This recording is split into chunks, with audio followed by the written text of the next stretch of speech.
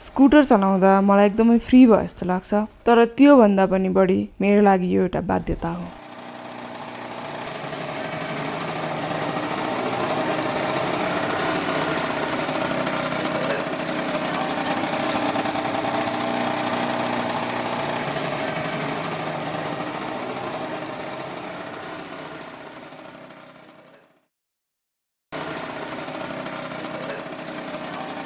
मेरो नाम लुना भट्टराई हो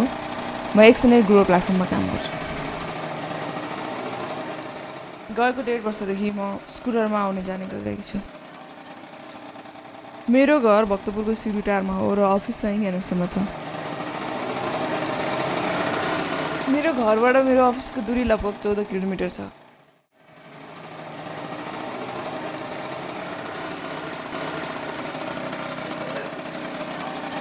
अहिले मलाई मेरो घरबाट अफिससम्म आइपुग्नलाई स्कुटरमा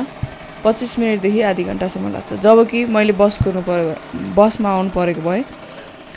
1 घण्टा 15 मिनेट चाहिँ मैले मेरो यात्रालाई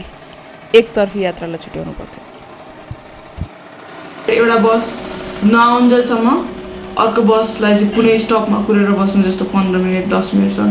कुरेर बस्यो त्यसरी मान्छे खाँदा गरेर हाल्यो जबकि उभिने ठाउँ हुँदैन मान्छे